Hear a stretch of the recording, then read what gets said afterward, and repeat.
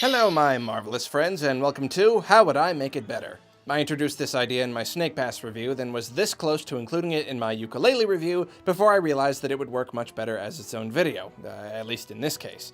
That way I could really expand it and give it all the time it needs. While watching my review isn't strictly necessary to enjoy this video, I do suggest it as here I'm addressing some of the issues I touched on. If you're interested, click the card in the corner that just popped up.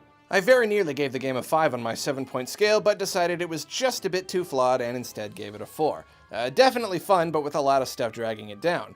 So, without further ado, how would I make Yooka Laylee better? In my opinion, Yooka Laylee's biggest problem is with its controls. Largely, I think this is a polish issue. As an example, Mario always controls awesomely because Nintendo is famous for polishing a game into oblivion, and they've been making Mario jump for decades.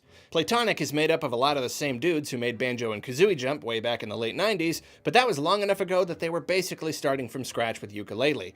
As I said in my review, it's not always easy to pin down what makes controlling a character feel good, so that's why a long process of tweaking and refining is usually required. If I were in charge, I would stick Yooka Laylee back in the oven for a bit and let the developers tweak and refine to their heart's content. This would also help with the other polish issues the game has. The world's got a lot of rough edges, and many interactions and animations and whatnot are just a smidge fiddly. However, I'll admit that this isn't exactly practical advice, so for a quicker fix, I would start by adjusting how far you need to move the control stick in order to get Yooka moving, and adjust the different levels of speed. Lack of subtlety is the biggest problem here, so making it so that he only runs fast when the stick is fully tilted, and also bringing the rest of the speed levels down a bit, would work wonders. More options for slower movement would make precise platforming much easier, and doing the same kind of tweaking with special abilities and whatnot would make the entire game much more comfortable to play. Another option would be simply having Yooka build up speed for a second before bolting. That would also allow for finer movements and could potentially be much simpler to implement, but it would of course require testing to know for sure. The camera is also a big issue in this game, and also something that can get ironed out with a little more work. But if I could make one tiny adjustment, it would be to make it so it doesn't follow Yooka's horizontal movements quite as closely. He jerks left and right with the tiniest movement of the stick, and the camera jerks with him, making for a rather unpleasant viewing experience. And after spending a little more time with the game, I think this is the problem with the flappy flight move. In my review, I mentioned how it was just about impossible to control and weaved around everywhere. I think this is less an issue with the move and more an issue with how the camera functions.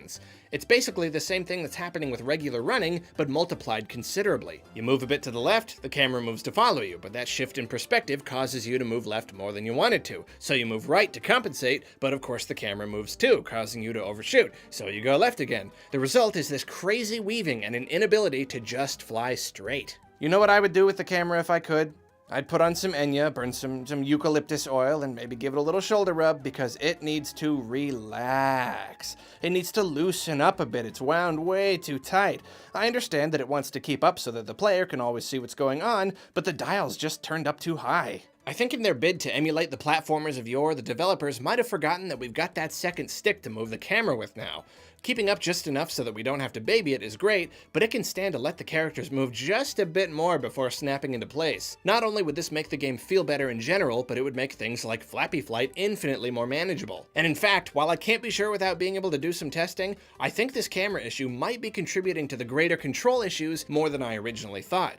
In sections of the game where the camera is stationary, like the Isometric Palace, the controls feel much better. Still not perfect, but it's a big improvement. I'd really like to play around with the game if they get the camera thing fixed and see how much of a difference it makes. I'm going to give you a spoiler warning for this next section because I'm going to be talking about the game's bosses, including the last one. All in all, the bosses were a disappointment, and I think the problem is that the developers came up with challenges for each one without first figuring out if those challenges were fun. Now, I do think they gave it a good try, and I commend them for offering a lot of variety in the boss battles. The first one offered a sort of obstacle course for the roll move, the second and third ones allowed for some unfettered platforming by fixing the camera perspective, the fourth one took place entirely in the minecart, and the fifth one had you fighting using one of your transformations. As I said though, most of these just weren't very fun, for various reasons.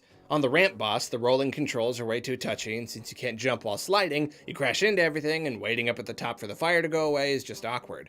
Then trying to glide and shoot the ice guy while he's bouncing around is also awkward and gets really repetitive.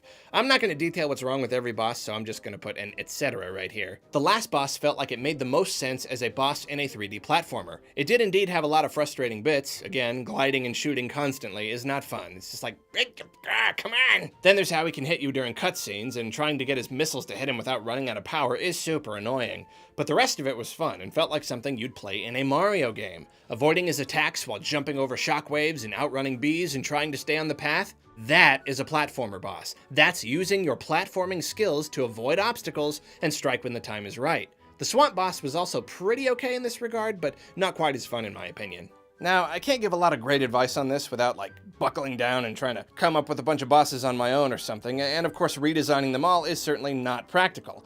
With How Would I Make It Better, I want to mostly suggest relatively small changes that would make a big difference. In this case, I do think the bosses are a decent weakness, so I'll just say that maybe for the game's potential sequel, I would do a lot more designing and testing before making any decisions. Variety is great, but platforming-heavy bosses work best in a platformer, and if they want to use other mechanics like transformations and whatnot, they need a lot more refining. Basically, each idea needs to be put to the test, and the question must be asked, is this fun? Then one last thing about the first world boss is that they should change how sliding works, and this is actually something I wish I'd mentioned in my review. You can't jump while sliding like you can in, say, Super Mario 64, and I understand why. It's a way to gate the player. You need the roll move to go up ramps, and you also need to use it the entire time, rather than just jumping and gliding up and over any slope in the game. The ability to glide is really what creates this necessity. It's too useful, in a sense. But it's really frustrating being completely locked into a slide whenever you so much as touch a slope and you can't do anything but try to steer until you hit the bottom. I suggest a happy medium to try to patch this up. Maybe you could jump, but only after you'd been sliding for a few seconds. That way you couldn't cheat your way up onto places, but you could still break away from a slide in situations like Rampo's stupid ramp. Of course, being able to jump at all would make courses like this not work, which would be fine and dandy in my opinion, because oh my gosh, this course can go jump off a cliff! But what if some specific ramps were sticky or something, so you could slide down but not jump? I don't know, something like that. The last thing I would do in this game, if given the ability, would be to change up the baddies. First off, they need some variety. Even just a few more enemy types would be welcome, and a unique enemy for each world would be best. And they wouldn't just be more fodder for your basic attack. They would each require one of your special abilities to beat. Then I would make some of them glow gold or something and have them drop quills when you beat them. Not only would these new baddies act as obstacles to satisfyingly overcome when you gain the right ability, but the quills would actually give you a reason to beat them and feed into the collection and progression aspects of the game. Enemies would be worth fighting rather than just being dumb nuisances that you might as well run from. On top of all this, increasing the respawn time or distance or whatever it is would make things better too. When I'm working my way through an area and guys stay dead when I beat them, I'm encouraged to beat them, because that's just one less thing I'll have to deal with later. When I know they're gonna come back in the blink of an eye, it's just like, okay, never mind. So that, my friends, is how I would make Yooka Laylee better. Playtonic recently announced that they're working on a pretty large patch for the game addressing some of the issues I've mentioned here. Only time will tell if it ends up making a big enough difference, but if they at the very least tighten up those controls and loosen up that camera, it's really gonna raise the game's overall quality. Well, thanks for watching, and Yooka, have a great day. That's the worst thing I've ever said in my life, and I'm really sorry. Please don't tell anyone.